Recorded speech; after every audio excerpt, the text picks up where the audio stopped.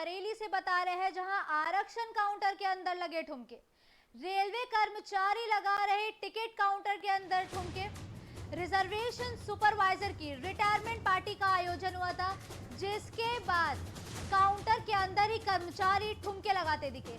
तस्वीरों में आप देख सकते हैं कैसे आरक्षण काउंटर के अंदर ठुमके लग रहे हैं। पार्टी के दौरान यात्री करते रह गए बाहर खड़े होकर टिकट का इंतजार। परेशान यात्रियों ने इस घटना का पूरा वीडियो बनाकर सोशल मीडिया पर वायरल कर दिया है।